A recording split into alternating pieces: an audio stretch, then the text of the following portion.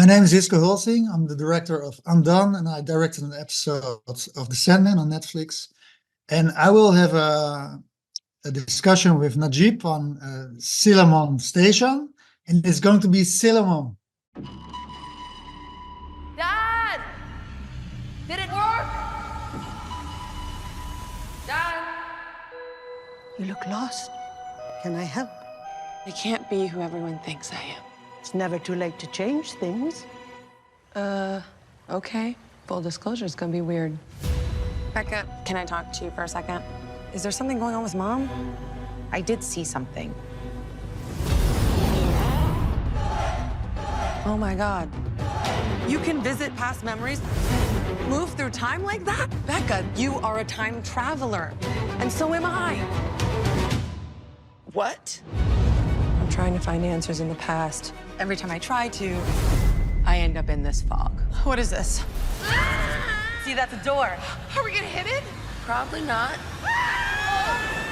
السلام عليكم، جيسبر راكم ملاح. معكم نجيب في بودكاست سلاش انترفيو جديده. معنا ان ارتيست جديد اللي يخدم واحد الشو انتريسون بزاف. دونك جبت لكم هو مخرج، جبت لكم يحكي على لا كارير تاعو، وخدم واحد بالك تعرفوا اسمه اندون، خرج في امازون برايم فيديو، ومن بعد رياليزا اون ايبيزود في ذا ساندمان ثاني. صافي راح نحكوا عليها كامل. راهم معنا اليوم. So hi Hisko, it's a pleasure to have you here today. Thank you so much. Hello, Nadijb. Hi, how are you? How are you? How's life? Good. I learned this in the United States to always ask how are you, and then not listen to the answer.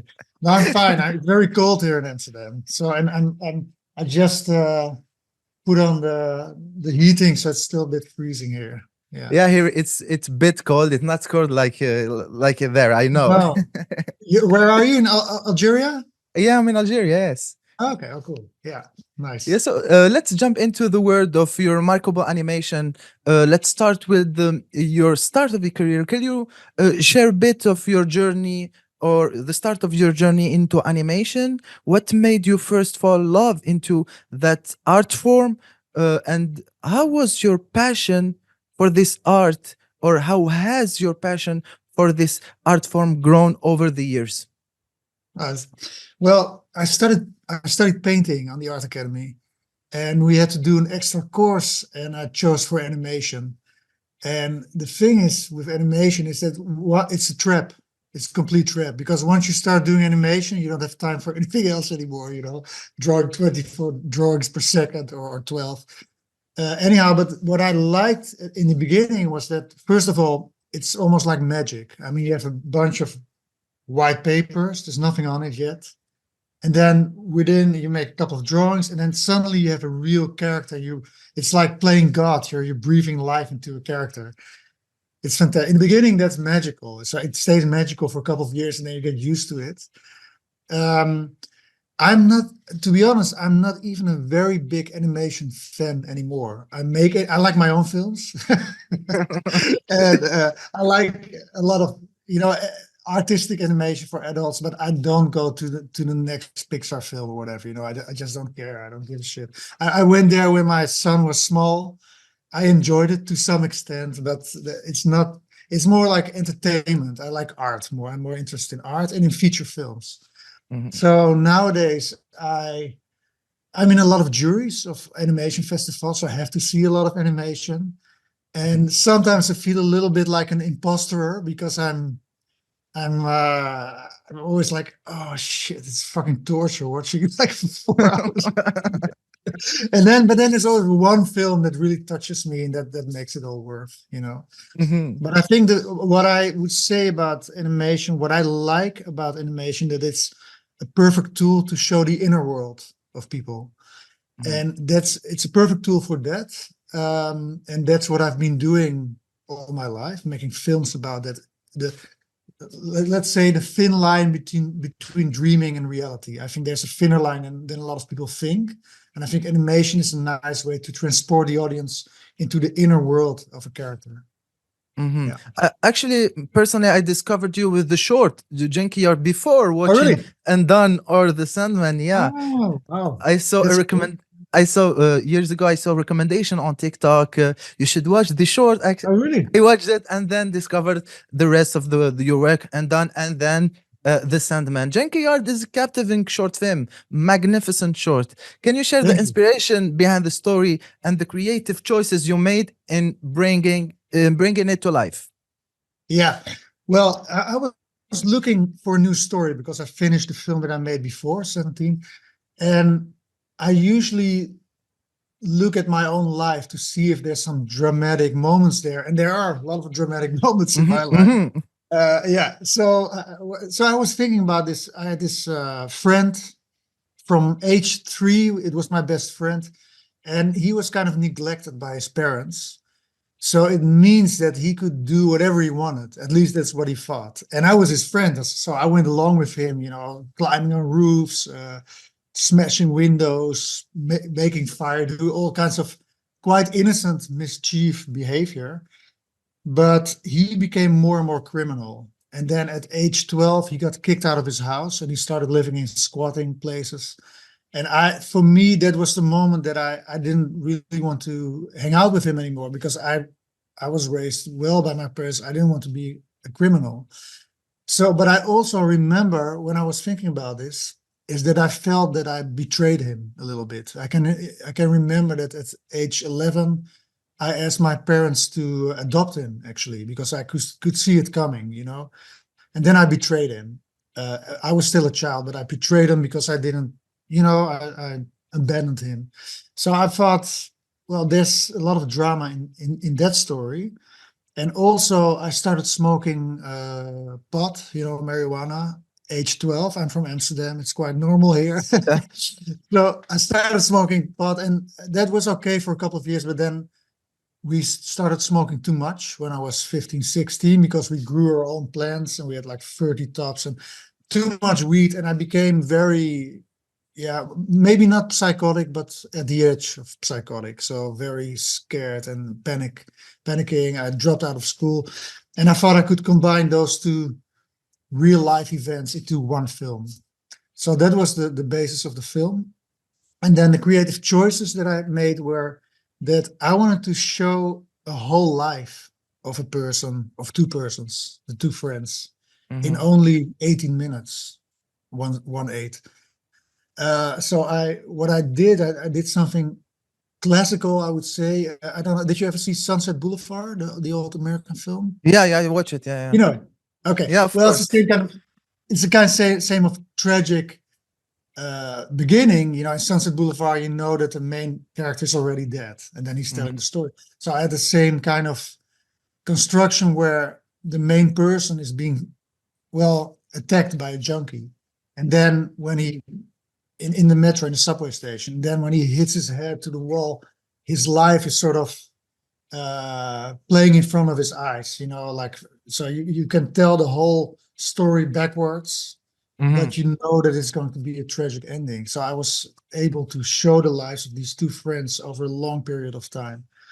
And then I don't know how long you want my answers to be. I don't know if you cut in them or anything, but I can go on if you want. Go on. Yeah? We have all the time. Yeah.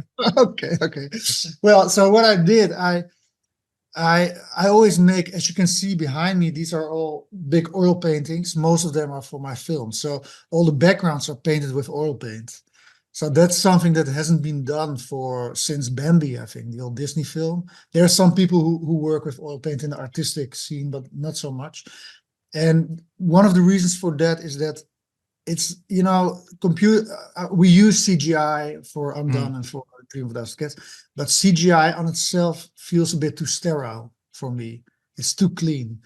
And what I like about, and I'm not against digital painting, we use it too, but what I like about real oil paint is that it breathes more life, because you see the brush strokes. It has more warmth. It's really it has a human touch. And then what I also did with Junkyard was that my style at that time of drawing became so realistic that I was aware that if I would animate it in that realistic style, it would be too difficult with all the folds in the clothes and all the shading and everything. So what I did, I started recording the actors. They were children, here in the neighborhood, and filming them and then rotoscoping their bodies. And then I had these, I can show this, the heads are here, 1 second.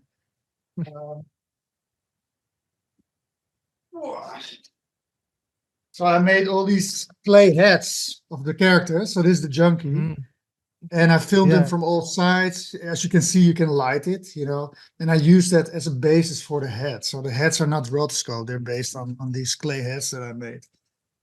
And then the rest of the process is pretty standard. I did the shading of all the characters, which took me 2 years of my life. And it was extremely boring, but it was so boring that I could listen to TED Talks, and I became very smart person. So it was good for something, And then, so Junkyard was, there were 9 interns working on the film. I didn't have money to pay them because, with short films, there's always too little money for everything. So I spent 6 years working on a short film.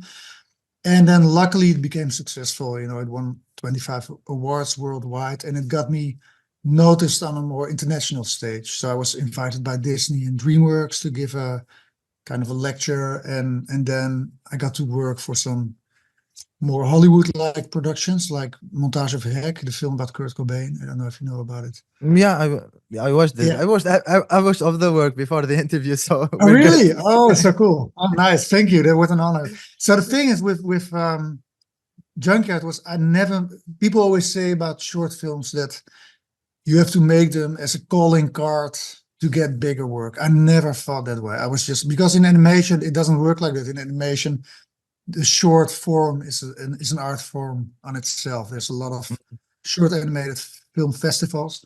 So I just wanted to make the best possible movie that I could make, the best possible short. I didn't think, this will be my chance to get recognized or anything, but it is what happened on the long term that people, once you make something which is kind of good, then people will trust you. Like, for instance, for Undone, this is for later in the interview maybe, but I was so surprised that they trusted me to not only to direct the show, but also to direct the set in Hollywood. I was so surprised, but it's once you have done a couple of things, then people can sort of sense that you are not full of shit and you can probably do it, In Junkyard, I really like the transition between the past and the reality now. Yeah. The background, the visuals in general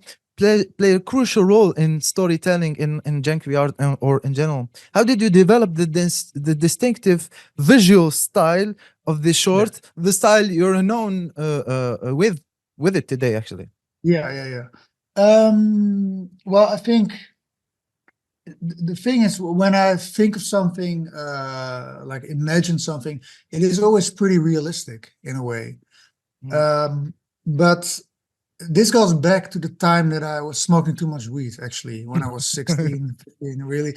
And I was starting to paint with oil paint on school. I didn't go to any courses anymore. The only thing I went to was drawing and philosophy. And philosophy more to be a clown than to really do philosophy, But it became my profession, philosophy and painting. So I did something right.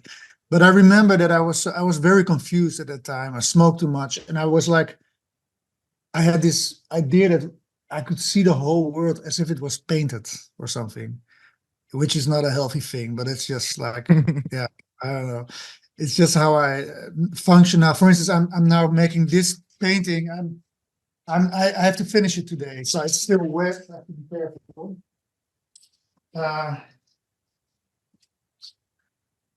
Let's see. Wow. So it's like it could be Gaza, actually. Gaza. Yeah, Gaza. Yeah. Yeah. I'm sorry to say so. It's horrible, but I'm making a short film about an apocalyptic nightmare about war. But the thing is, I don't use any reference for this. I paint this from the top of my head. I don't look at pictures or anything. I do it just so interesting. No. Yeah. So what I don't say this. I don't say this to brag or anything, but what I'm saying is that if you draw a lot and if you paint a lot, then the visual part of my brains is very well developed. So if I imagine something, I can actually watch it from multiple angles, like how would this look from there or there or there. So it's very well developed. What was the question? How did I develop my style? Oh yeah. Yeah. So it is basically realistic, but the oil paintings give it kind of an extra layer of atmosphere, I would say, which comes naturally. It's not something that I never trained myself in this style. It grew organically. My style became more and more realistic, but it never becomes photorealistic. It's always painterly. And what I like about the possibility of that style is that because it's so painterly, it feels, in my opinion, a little bit dreamlike, more dreamlike than when it's filmed. So with Undone, for instance, I'm not sure, but I think it works well because it's painted and it's drawn and it feels like you never know what is real or what is not real. So I think that's at the basis of my style. Actually, you talked about a really interesting point. It's budget and the movies. The transition from projects like Junkyard to Hollywood can be significant. Short films like this often have limitation in terms of time of resources. How did your experience with projects like Junkyard shape your ability to work efficiently in the more extensive and resource-rich Hollywood environment? How was this style involved in your Hollywood projects? When was the first time actually that you heard about the project Undone? Okay, maybe I can talk first about what happened because Undone is pretty recent. But before that, in 2015, I did animation for Montage of Heck, the film about Kurt Cobain. It was for big. It was for Universal Pictures and HBO. And at that time, I was still working in a very organic way, because if you make your own film, you have a very limited budget, but unlimited time, because I was just making money by doing commercials and things like that. And then I would do like 1 day a week, I would make storyboards for commercials, and it made enough money to work the rest of the week on Junkyard. But that's an organic way of working. I could sort of organize it myself because I did most of it myself. And then when with Montage of Heck, I had to do 10 minutes of animation in 4 months. And I started panicking. I was like, I cannot do that. I spent 6 years for 18 minutes. So I started hiring people, and I hired about 25 people, but I didn't know anything about real producing. So I was, in the first 2 weeks, I thought I was a genius because I was painting, doing all the layouts, doing storyboards, doing the shading, and directing all those people working for me. And I was like, how does it all fit in my head? Well, the answer is it didn't. It fell down like a house of cards within 2 weeks, because it's impossible. You cannot work in such an organic way if you have such a deadline. And also the producer, who was in LA, she kept calling me like, when is the first minute finished? And the director, I wasn't the director, it was Brett Morgan, who was in LA. He kept rejecting everything we did in the first 2 weeks. So I got really stressed, so stressed that at some point there was no beating in my heart anymore. I was so afraid of going bankrupt, and because I got $250,000, but if I fail, I'm $250,000 in red. We'll have a miserable life. So there was my heart didn't beat regular. It was like a I was really afraid of getting a heart attack, actually. And then, so after 2 weeks, I said, I have to quit, So I went to at 3 o'clock in the night, because my head was spinning, and I had all these demonic hallucinations, and I thought I was going to die. And I thought, let's make some concept email to get all those thoughts out of my head. So I went to the computer and I wrote a concept email to Brett Morgan, a director, like, "Dear Morgan, I'm sorry I cannot live up to your expectations, blah, blah, blah. So hereby I resign." And I wanted to save the concept email, and I pushed the wrong button. I pushed So I was like, you know. And then Brad Morgan called me within 5 minutes. He was at it's a 9-hour time difference with LA and Amsterdam. And he was at some family dinner and he completely panicked because the whole film was finished apart from my part. So he was like, his voice was like an octave higher. Like, what do you want? You want more money? You want more money? I should have said yes, of course. But I said, no, I need you to trust me because I know what I'm doing, you know. And then from then on it went better. I hired a producer to help me because it needs, if you have work with 25 people, and Undone is a different story, it was 200 people. And then at some point I was directing Undone and the Netflix episode, The Sandman, at the same time. And there were 400 people working for me. So you need not one producer, you need a whole team of coordinators and supervisors, you know. But at that moment with Montage of Hek, I had one person. I hired a Dutch production company, Illuster, who produced Junkyard. And Chris Maushi saved my butt, so to say. But that was my start. It was a very hard start. And I was actually, after that experience, that film was very successful. And but I was like, I felt like, oh, I have to quit animation because I will die very young if I go on like this. And then what happened was that the producers from Undone, Montage of Hek, the animation for that was nominated for an Annie Award. And the producer of Undone, they were producing BoJack Horseman on Netflix. On Netflix, yeah. Excellent Yeah, show, and by they the were way. also, sorry, what? Excellent show. Excellent show, yeah. by the way. I didn't know it at that time, but they saw an excerpt of Montage of Hek at the Annie Awards because they were nominated too. And they reached out to me, and at that moment I was in Berkeley. I was giving a masterclass. And the masterclass ended with, I'm probably going to quit animation. I'm going to do portrait painting, etc. But then I got an email at that moment from the producer of Undone, who wanted to meet me. And they took a plane to fly to Berkeley from LA and to spend one night in my hotel to have one breakfast with me. And they started pitching the project to me. And I said, well, I actually want to quit animation, and how can you do this? I mean, Montage of Hek nearly killed me, and you want me to make 3 hours of animation, you know? And they said, don't worry, we will organize it around you. And when they pitched the project, it already sounded fantastic because it's about everything that interests me, about the thin line between reality and dream or psychosis or imagination or memory. And then I read the first 2 episodes, the scripts, in the airplane back to Amsterdam. And I was like laughing or crying each page. It was so good, you know. It doesn't mean anything because I always cry in airplanes. I don't know why. So I know now, whenever I want to pitch something to somebody, I'll give it just before they go on the plane because they will be, something happens in an airplane. But no, but I read it and it felt like a dream project. First of all, I could work with very good writers. I mean, it was really excellent writing.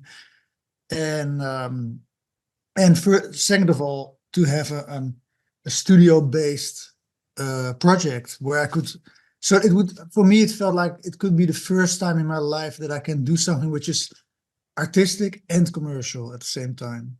Because for me, it was always like I have to make money doing commercial stuff, which is okay, but it's not the kind of stuff I would watch, you know, commercial stuff.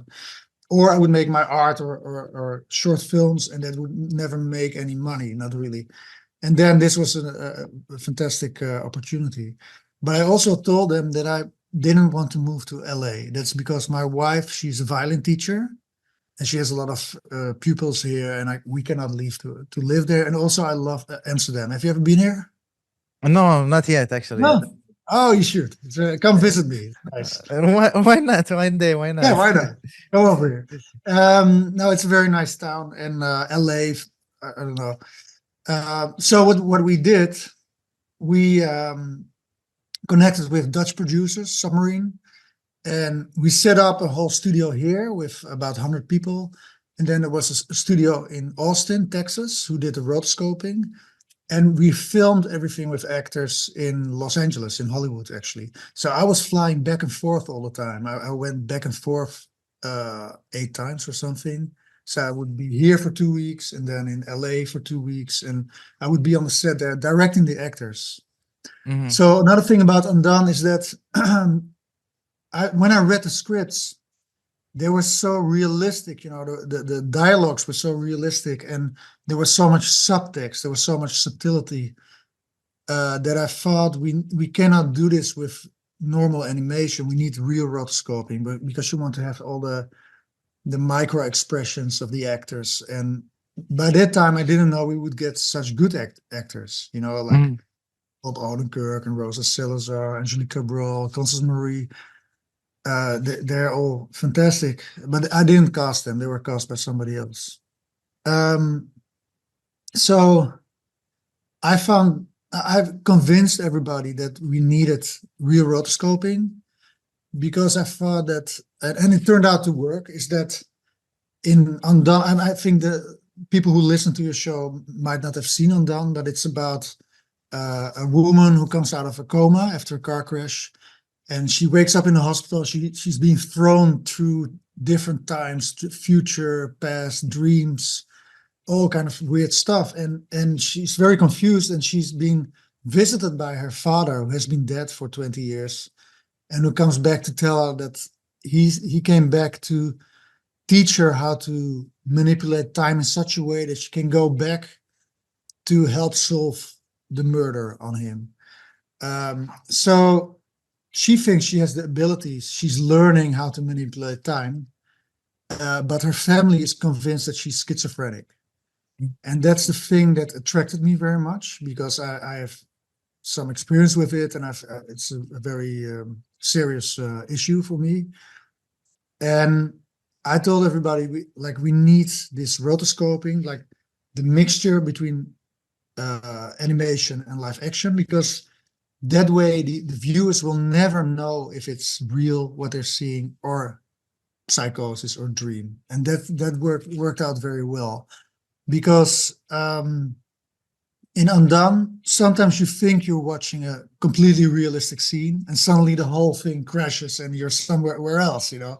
And it always goes like that, so you never know. And it's also written that way, is that it remains ambiguous whether what she's experiencing is real or not. So what it means is that there's proof for both. There's proof that everything she's doing is imagination. There's also proof that everything is real. So it's very well written in that way. I didn't write it. It's written by Kate Purdy, Raphael Boxberg, and a whole team of writers, actually, kind of, I don't know how many, 7 or something. Yeah. Speaking of writers, you as the director of Undone, the whole show, how did you collaborate with the writers to visually translate the complex narrative and themes of the show, themes like reality, time, manipulating time, mental health, etc.? Yeah. Well, it's not only the writers, like, okay, in a feature film, if you see a film crew or a whole team as a hierarchic pyramid, then the directors are all the way on top. Well, the producers are above him, but he makes all the creative decisions. With a series, the writers are the showrunners, so they can give me notes, you know, on stuff. Kate and Raphael, and all their notes were good, you know, but it is a cooperation. I was always on the set together, mostly with Kate, in the beginning also with Kate and Raphael. So I'm the director of the set, I'm the director of the whole crew of animators and painters, etc. But whenever, for instance, an actress or actor would have a question about a line in the script, they would ask Kate or Raphael. So it was always a cooperation with them. And there were discussions about, for instance, in the beginning, there was this discussion where, so I don't know if it was a producer asked, like, should we make a distinction in style between reality, dreams, psychosis, memory, etc., so people can recognize this? And no, the whole point is that you don't see the difference. So we had those kind of discussions, you know. And there's another discussion that I remember that I had a lot of in the storyboards, because we always start when we have the script I always start making thumbnails, just little rough sketches, and then we have a team of storyboarders who make storyboards out of that. And I figured that it would be good if the main character, Rosa Salazar, in the film Elma, that she sometimes looks straight into the camera, which is something that is kind of dangerous because you're breaking the fourth wall, you know. But I won that discussion, so that was my success, because the writers were not so clear, not so sure about it, but it turned out to work really well. In general, it's just they write the scripts. Once I get the script, I start storyboarding, and then we set up the whole shooting guide for the shoot in Los Angeles. And the thing about that is that everything was, well, in the second season, everything was green screen. So in the first season, it was mostly studios all over Hollywood, where we didn't have a set. We just had, lamps, a whole camera crew, 25 people or something. And we would just put tape on the ground where the walls would be, things like that. So a set in Hollywood or a stage could be a virtual pub in the morning, and then in the afternoon it would be a living room, and in the end of the day it would be a church. But nothing changed. It was just tape on the ground. So I had to explain to the actors where they were. I would give them marks where they would have to walk, where they were standing, and it was all in cooperation with the Nick Ferrero, the DOP, the cameraman, and Pedro Bringas, and with the that was mostly my task to make sure that everything is done properly, as a director. And it is a complex way to do it, because we had to design all the sets in as drawings and floor plans and measurements and everything, and then convince the actors that I know what I'm doing. And I knew what I was doing because we were very well prepared. So one of the things that surprised me was that Bob Odenkirk, he's a top, Hollywood actor. Breaking Bad, Better Call Saul, etc. Saul Goodman himself. Yeah, Saul Goodman himself. And I remember the first day he came on the set, he called me kiddo, which was not very respectful. Yeah. Kiddo, like a little boy. And then the second episode, he called me Hisko. He actually called me by my name. And from that, and then the other 14 episodes, he called me sir. So I was sir. Like, what do you want me? What do you want me to do, sir? So I grew in his respect very fast, and I think I was surprised that both he and also Rosa Salazar, who's an incredible actress too, they said that they thought I was a good director, and I was very surprised because I was never on a Hollywood set before in my life.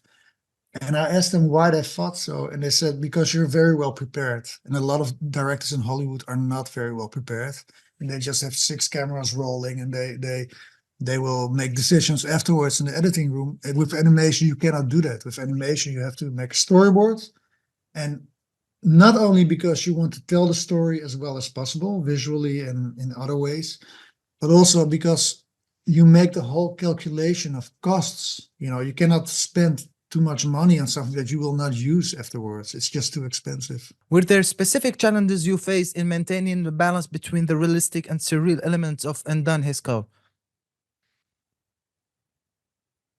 Let me think. Can you repeat the question? I'm sorry. Were there specific challenges you faced in maintaining a balance between the realistic and surreal elements of Undone, you as a director? Well, yeah, that's a good question. But I think, as I said before, is that the idea was that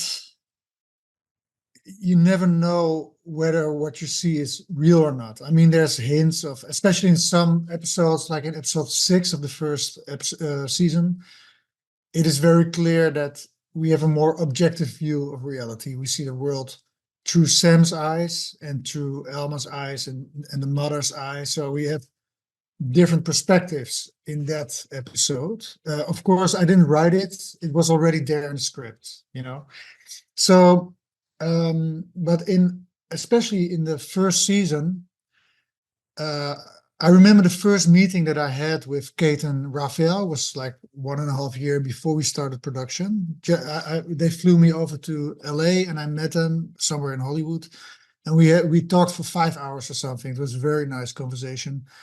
And we liked each other and I liked their plan. And it was clear to them, I think, that I got all the metaphors and all the layers that were in there. Like there's a lot of referring to the cave allegory of Plato, you know, the Greek philosopher. Those things, I got that from the script. So what I showed them one of my favorite scenes ever in film, which was one of the dream sequences in Rosemary's Baby from Roman Polanski.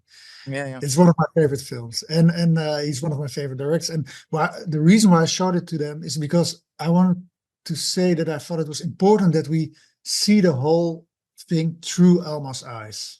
That was the most important thing for me. So what it means is that my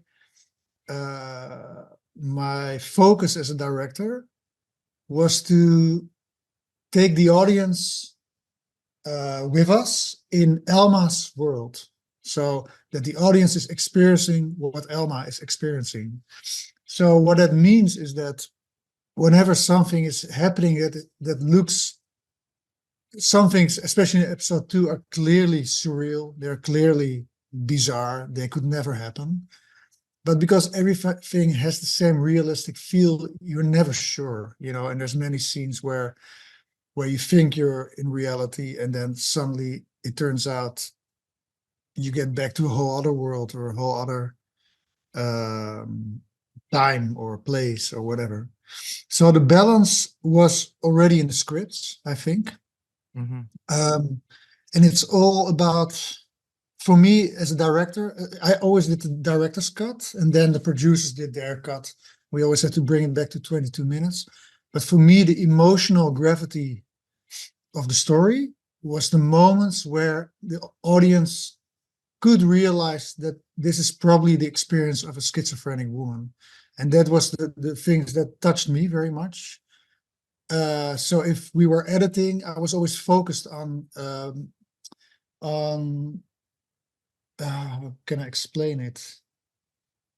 Like the probability that she's a very confused woman. I think that's where for me most of the emotion is in the series. Some people feel more about the family. There's so much in it, you know, the family connections, her boyfriend, her relation with her father. I mean, we get letters from all over the world, or not letters, but emails or messages from, for instance, people who are schizophrenic and who thank us for the show because they say, like, well, you're showing the beauty of our world. I mean, it's not nice to be schizophrenic, but in most films and series, it's always been portrayed as something scary and dark, and it is in a way, but it's also a reality for these schizophrenic people.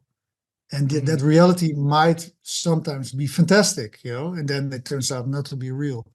But we also get letters from people or messages who just lost their father or their mother and who thank us for, you know, dealing with that. So there's a lot of emotional layers, and it's like the surreal element is mostly there because we want to be with her. We want to experience what she's experiencing.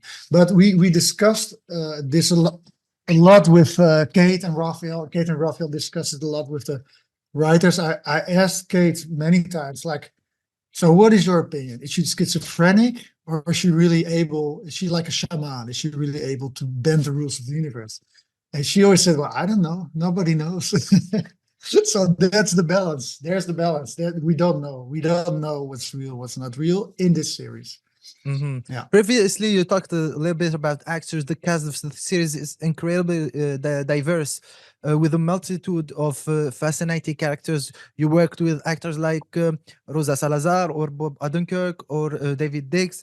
How did you approach directing the actors to insecure or ensure each character's voice contributed effectively to the overall narrative? Yeah. Well, the thing is with actors. First of all, in a series, one of the showrunners, mostly Kate, was also on the set. Especially the second season, it was always me and Kate. But I directed the second season over Zoom because of COVID. I was sitting here on this exact place with 5 monitors, camera A, camera B, how do you call it? Superimposed previs, storyboard, script. And because of the 9 hours time difference, I was working till 4 o'clock in the night every day. And it was crazy. And not crazy, it was boring actually. But but the first season, I was always on the set together with Kate and Raphael, or mostly together with Kate. And so whenever there was a question from the actors, as I mentioned before, about the emotional intent of their line or whatever, they would refer to Kate or Raphael because they wrote it. But my experience with actors of this caliber, Bob Odenkirk, etc., Rosa Salazar, all of them, is that they don't need a lot of direction, actually. It's funny because I listened to a lot of interviews with big time. And yesterday I was listening to interviews with Milos Forman, who directed One Flew Over the Cuckoo's Nest, etc. He's one of my favorite directors too. And all those directors, they always say the same, like, don't talk too much as a director. I mean, the actors, some of them are genius, to be honest. I think Rosa Salazar is kind of, in a way, kind of a genius person. And so she knows the script probably better than anyone. She knows and she brings a lot of new stuff to it too, that even the writers didn't think about. So you have to trust their intelligence, you have to trust the intelligence and the intent of the actors. They will, especially in the second season, when they already knew who they were in the series, they read it.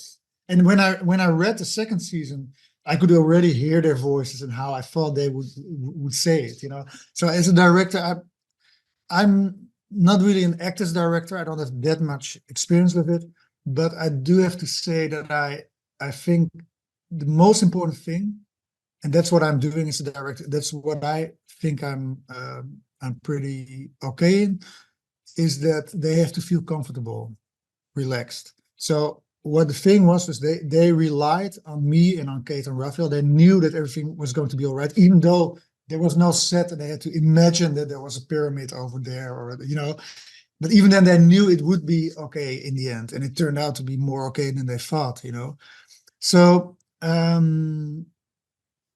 have a funny story, because during season 2, it was all over Zoom. There was a very small skeleton crew on set, like 5 people only, and Kate was at home over Zoom. I was here in my studio over Zoom, and at some point I told Kate, like, I was apologizing because I said, when I read the scripts, I see some metaphors, I see some connections, etc. But then when I start storyboarding, I see more connections, more metaphors. And then when we shoot it, I see even more. And then even in the end stage of compositing, I discover new things, and I was apologizing for it. And then Kate says, yeah, for me, it's exactly the same, So even the writers don't always know exactly what it means. They write something because they have some gut feeling, but then it evolves because the actors are giving a new direction to it. Like sometimes I read something which I think is cynical, and then an actor says it in a way that it makes me cry, And I'm like, Jesus, how do they do it? They're strange people, I can tell you that, actors. They're really, like, for instance, with Rosa Salazar, I remember the first time I met her, she already knew my short films, and she said she was a fan, and I was okay, this is America, so maybe it's not true. And she started hugging me, started crying. I was, what the fuck, I was very flattered. And then the next day we had a shoot, and she was laying in a bed and, smiling, making jokes, showing YouTube clips to everybody. And then she had to play that she was psychotic in the hospital. And we would say action. And I was sitting behind my 2 monitors. And every take, there was a tear coming out of the same corner of the eye on the same moment. I was like, oh, this is fucking scary. I mean, imagine her to be your girlfriend. You're in deep trouble. So if they're really good, they are, you cannot even tell if they're acting or not, Mm-hmm. Yeah. Amazing show, amazing performances. Everyone should watch Undone. Let's talk a little bit about Sandman. I'm a big fan of Neil Gaiman's work. The Sandman, his work on DC, American Gods. I have the books here. Yeah. Your involvement in the Sandman adaptation is very exceptional. One episode, the cat episode, for everyone who's wondering for what episode. Can you discuss how you approach translating the interactive the interact world of Neil Gaiman comics into an animated episode and maintain the essence of the source material? A Dream of a Thousand Cats, released actually in the 90s, I guess. Yeah, in the 90s. The comic, yeah. Yeah. Yeah. Well, I was asked to do it because they saw Undone and Montage of Heck, etc. The people from Warner Brothers and the producers, and I read it's, by the way, for your audience, it's the 11th episode of the Sandman. And you can watch the first 10 episodes first, but you don't have to, because the 11th episode is a standalone story. It's the only animated story. It's the bonus episode.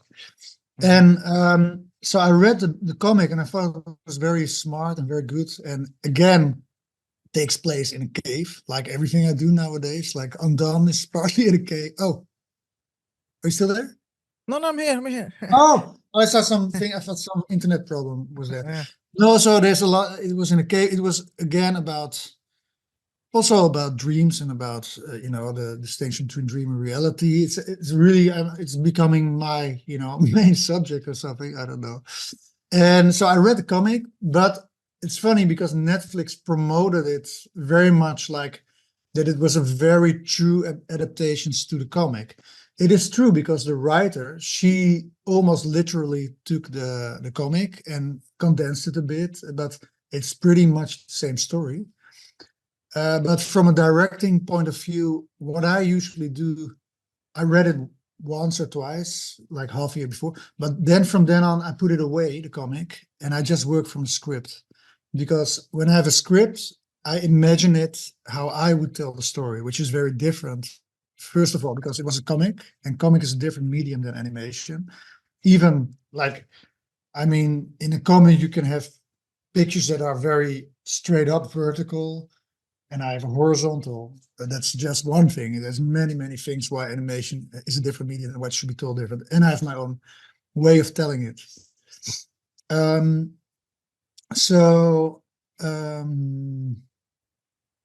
What we did is I never had such a big budget, which was fantastic. And the dangerous thing is that I got used to it. And now I don't have any budget for anything anymore. So it's fucked up. But it was like we spent like $3 million or something for 15 minutes of film. But we didn't waste it. I mean, we spent it on making it as perfect as possible. And to be honest, I don't want to come over as being arrogant or anything. I know my own shortcomings, but I really thought when we made Dream of a Thousand Cats, we went to a very high level of quality because the painters, they already spent 3 years on Undone. They were we had a whole team of painters who sort of paint in my style. So they were on top level. Everybody was on top level. And also we had more budget, so we could do more retakes. We worked with, the cats were animated in London by Undone Studios, who also did parts of the live action remake of The Lion King. So they were already very good at animating those cats, and then we translated it to 2D animation in Amsterdam.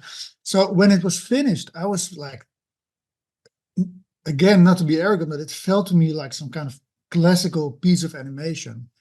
And it was watched at least 30 or 40 million times, or even more by now. But it didn't really, in my opinion, didn't really get the recognition that it should have had. I agree, yes. Yeah, Mhm, I expected it. I expected the studios really to follow up on it and reach out to me, and it didn't happen. It did happen with one, and I'm working on a secret American project, also big, but only one. And I was a bit surprised because I thought like almost, yeah. Again, it was the whole team, like 200 people working on it, doing the best they could do, and we reached a very high level. So I'm still a bit surprised by how little I think the reason for it is that it's an animated bonus, so the animation world might have missed it. Mhm. If it would I be have an, a- if it, I'm curious, actually, why did Netflix decide to release the episode after releasing the show as a bonus? Why they well, didn't release it the day they released the show, or yeah, made a big promo for the episode? Because yeah, it's a big episode, actually. yeah, it is. It's one of the favorites actually for a lot of people. But I know that it was different actually when they approached me. They said, well, this bonus episode will be planned half a year after release of the other 10 episodes to keep the audience warm Mm. for the second season. Mhm. And then they got a little bit nervous, I think. And then they decided, okay, let's put it out 2 weeks after. And I was lucky because I didn't want to wait for half a year, you know. and also they promoted it, and there was still this peak of interest because it was the most watched show on Netflix at that moment, you know. I don't know what that means, but I know that a lot of people watched it.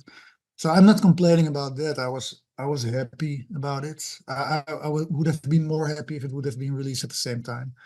Mhm. And I know that a lot of people saw it, like, as I say, probably 30 million or more.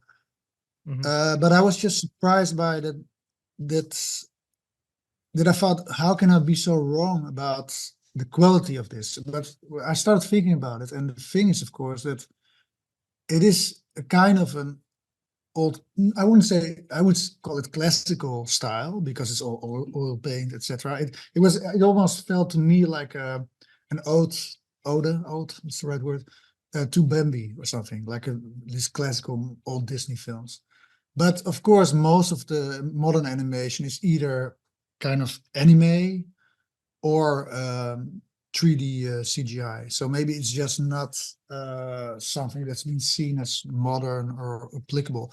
But after that, you know, I have an agent in LA, this is the biggest agency in the world, UTA, and they connected me to a lot of studios. They were all aware, like, for instance, the studio behind Love, Death and Robots, with people from Amazon, Netflix, all kinds of studios. And they all were aware of Undone and of A Dream of Dust Kids, but they didn't, even the Love, Death and Robots, they didn't really know what to do with me or something. So I'm a bit, right now I'm working on a short film, and yeah, an animated short, and I try to pitch it. It's kind of, did you see the Disney film Fantasia? Asia. The old Disney? Yeah, No, it's no, like a film. No? no, I didn't. It's like No, an I didn't. anthology. It's like an anthology of short films based on classical music from 1942 or something. And I wanted to do something like that, but for an adult audience. So piece of music. And so I have this 4 minutes. It's an 4-minute film that I'm working on. And we're co-producing, and I tried to pitch it as part of a modern Fantasia to all the studios, but they were not interested. So now I'm making it as a short film again. So I'm back where I was, but it's 4 minutes, and we are co-producing with 5 countries. So there's more than one country per minute because it's very expensive. And I'm working on it daily now, and it's not making me a lot of money, not at all. But it is a very exciting project, and it's really very actual with what's going on in Ukraine and in Gaza and all over the world. You know, it's about war. Mhm. Yeah, so that's Very what I'm sad. working on. Mhm. Yeah, I have actually a last question before we wrap the interview. You talked a bit about your future project. What story would you adapt if they give you the chance to make an animated show in the yeah. Sandman universe or any other show? But the thing is, I was just before we went on a call, I was sending an email to somebody about a book that I really would like to, but I don't want to spread the word too much, you know, because somebody from Algeria will buy the rights of the book, and then I'm fucked. No, I'm serious. Yeah. What I want to do is something like I'm being approached for a lot of things, but mostly by people who don't have a studio behind them. But even if they do have a studio behind them, if it's something that makes me wonder, why is it even animated? I don't want to do it, you know. I want to do something that interests me, that is really about, as I said, the dream world or the inner world. I don't know. I know that the Sandman, for the second season, they don't have an animated episode. short. It's all action. Unfortunately, because I would have loved to do another one, but they decided not to do it. Maybe for the third season, I don't know. So I cannot tell you. I have some projects. There's one secret project I'm working on with the producer. She was Janet Kahn. She was head of DC Comics for 27 years, and she produced Gran Torino, the Clint Eastwood film. And she asked me to adapt a book, so we're working on it, but it's very, very hard, and I don't know if it will succeed. Maybe not. So I'm working with one of the writers of Undone to adapt it. It's a secret, I cannot tell you. And then there's another book that I really would love to adapt.